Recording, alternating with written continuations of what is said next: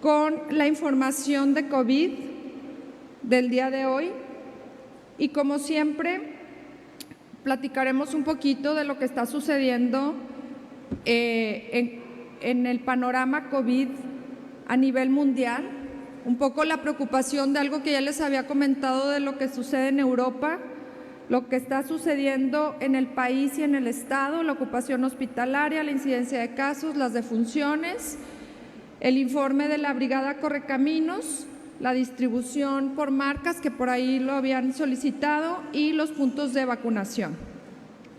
Me voy a mover un poquito para acá. Y esto es lo que ya les venía platicando de las olas que se han presentado en el mundo, y veíamos cómo la situación COVID a nivel mundial venía disminuyendo y se presenta este ligero incremento, que no sucede lo mismo en Estados Unidos, que sigue estando a la baja. Sin embargo, los países que se pintan de rojo y de color vino y más naranja son los países que todavía tienen una muy alta incidencia de casos o repunte de casos COVID.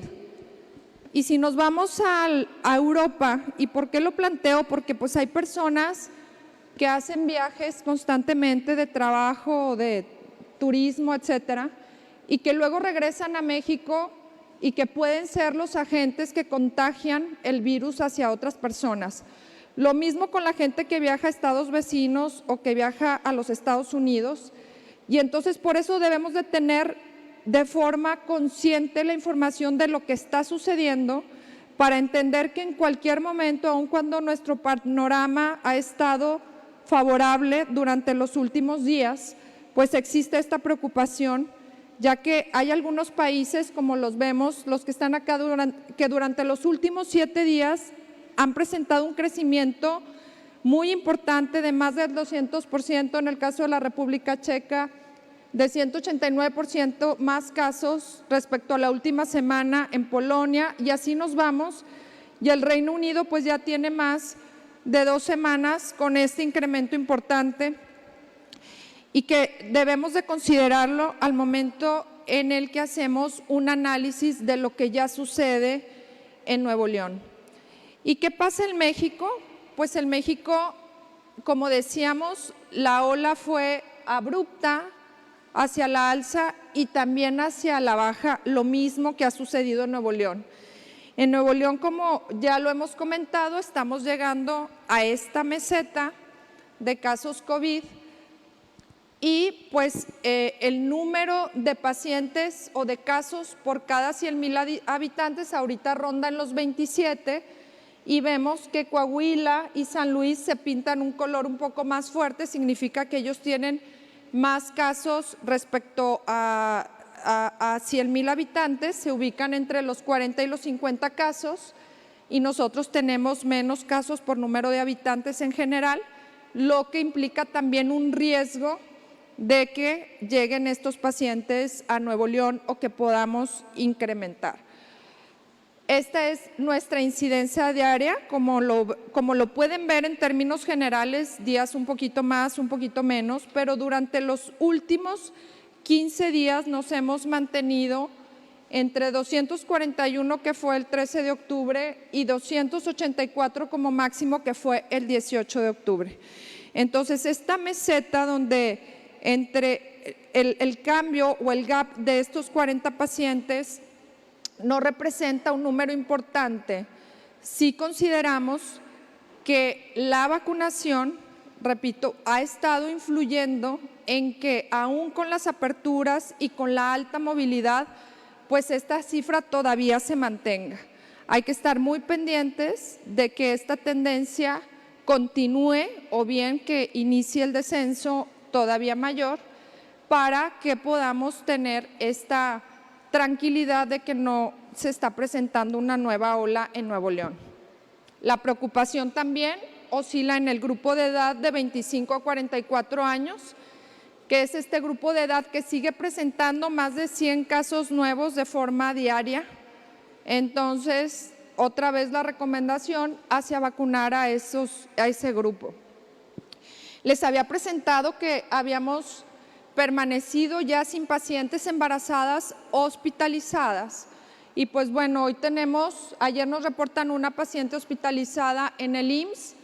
Entonces, ese es el otro punto en el que hemos insistido en la vacunación hacia este grupo de pacientes vulnerables como son las mujeres embarazadas. En el tema de las hospitalizaciones, pues nos mantenemos entre 361, 364, nuevamente 361. Hemos disminuido considerablemente. ¿Qué significa o cómo lo correlacionamos con los casos? Vemos cómo los casos se mantienen más en meseta y las hospitalizaciones van a la baja, porque el número de pacientes que llegan al hospital depende de muchos factores, entre ellos las comorbilidades, si tienen alguna enfermedad asociada, qué tan pronto se atienden, qué tipo de medicamentos están utilizando, entre otras cosas. Entonces, es muy importante que estemos evaluando, y si esta tendencia de pacientes hospitalizados continúa a la baja, eso es un dato positivo. ¿Qué tendríamos que hacer más? Tenemos que seguir haciendo pruebas. Cualquier sospecha de una persona que pueda presentar síntomas respiratorios asociados al COVID, hay que ir a diagnosticarlo para que esa persona sepa que tiene COVID y evite la transmisión del virus hacia otros miembros en la casa, hacia otros niños en la escuela, hacia otras personas en el trabajo, etcétera.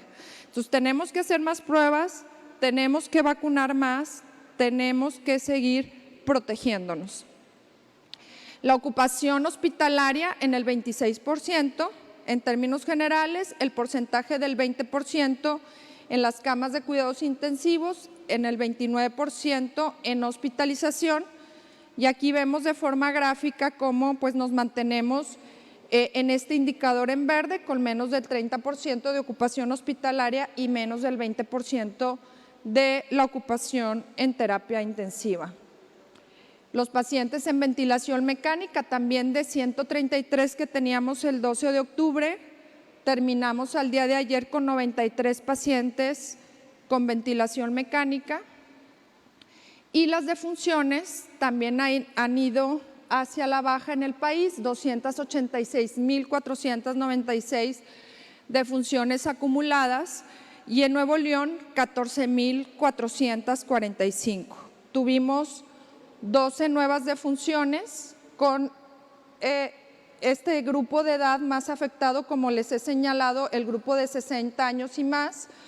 Tuvimos 13 defunciones el domingo, 12 defunciones el lunes, que dan un total de 25, de las cuales 17 pertenecen a este grupo de edad, 7 al grupo de edad de 45 a 59 y un paciente falleció de entre 25 y 44 años.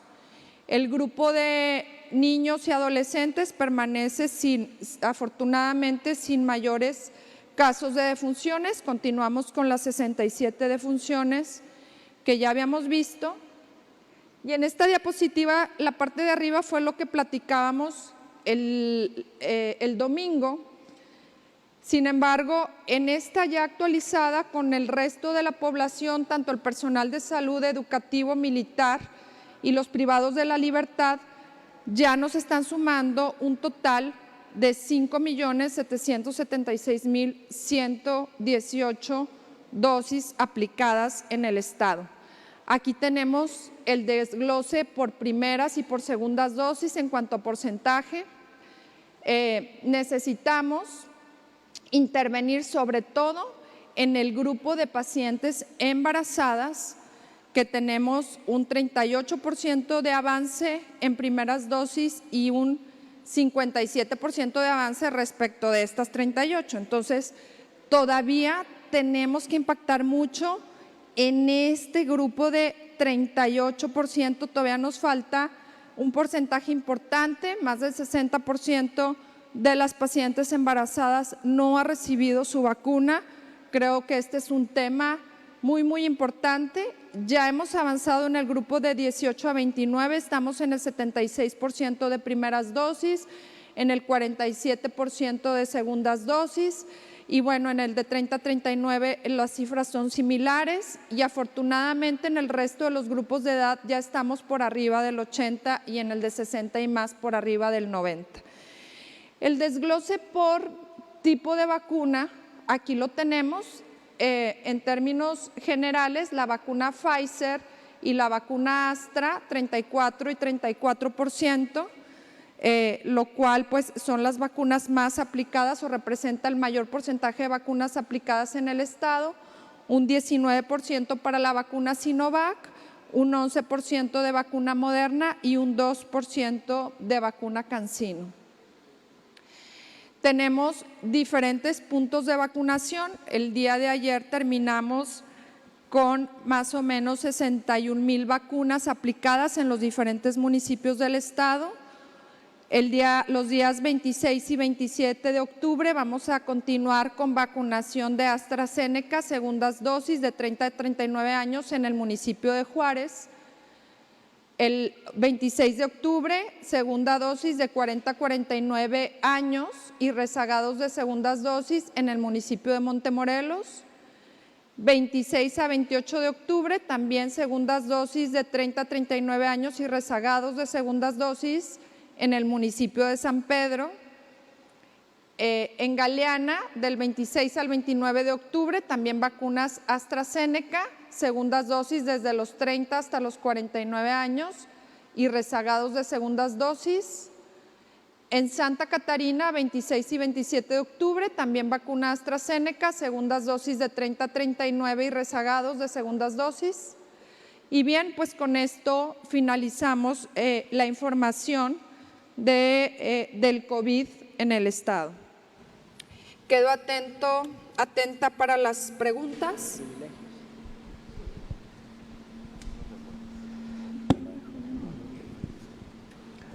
Doctora, buenos días. Daniel Reyes, del periódico El Norte. Primero quisiera preguntarle si tiene actualización de cuántos alumnos han dado positivo a COVID desde el regreso a clases, tanto en escuelas públicas como privadas, si hay escuelas o salones que hayan suspendido labores por esto, y también si nos pudiera actualizar el número de menores que han sido vacunados vía una suspensión de amparo, además de los que están en el programa de vacunación transfronteriza. Buenos días. Sandra González de Multimedios. Preguntarle, doctora, sobre esta petición de la Canirac de que se homologue la ley del tabaco a la federal para permitir espacios de fumadores y no fumadores al interior de los restaurantes. Como experta en materia de salud, ¿qué opina al respecto? Sí. Doctora, buenos días. Orlando Maldonado de Milenio Monterrey. Preguntarle en el tema de las inspecciones, ¿cuál es el resultado que han tenido hasta el momento, dado el anuncio que hicieron pues hace ya algunas semanas de revisar los diferentes negocios y comercios para que respeten pues las reglas de sanidad y con ello que pues no se incrementen los casos? Sí. Bien. Respecto a los alumnos positivos, hemos seguido muy en comunicación con la Secretaría de Educación. Realmente les he comentado que afortunadamente no hemos tenido brotes ni cierres de escuelas. Por ahí les comenté en la reunión pasada de 2 casos que afortunadamente ya están totalmente asintomáticos y negativos para la prueba COVID. Al momento, las escuelas de educación básica se han aperturado, ya van 52.6% de escuelas de educación básica. Les había comentado la semana pasada que íbamos en el 40%, se ha ido avanzando en esta apertura de modalidad presencial y o mixta. Entonces, en ese sentido, pues estamos en coordinación y dándole seguimiento. Sin embargo, y de forma positiva, pues vemos que no hemos tenido brotes importantes. En cuanto a los menores amparados, la semana pasada llevábamos 70 menores amparados. Reviso si tenemos en esta semana actualizaciones y lo comentamos en la siguiente reunión para darles la cifra exacta al día de hoy. Respecto a las inspecciones, les comento que en estos últimos días les presenté también la rueda de prensa del domingo, 111 inspecciones. Los días domingo y lunes fueron 119. Les estaré presentando un reporte semanal de la actualización de estos datos. Obviamente que la parte en la que salud está impactando es en los porcentajes de aforo y en la ley del tabaco. Y esto se relaciona mucho con la pregunta de la homologación de la ley del tabaco, de la estatal con la federal. Y pues bueno, este es un asunto que ya lo trae el Congreso tendrá que evaluar.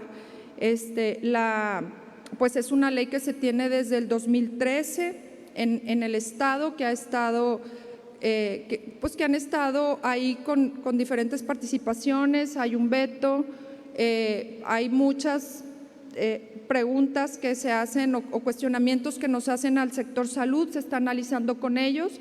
Sin embargo, nosotros siempre seremos muy respetuosos de la ley y en ese sentido consideramos que el derecho de las personas a la salud y a vivir en espacios que puedan ser seguros, en ese sentido, pues es lo que debe de prevalecer. Al final, pues nosotros estaremos muy apegados a lo que dictamina el Congreso y estaremos estableciendo las medidas en caso de que la decisión sea homologarla. Bueno, pues con esto considero que estaría terminando este rol de preguntas. Les agradezco mucho su colaboración el día de hoy. Muchas gracias.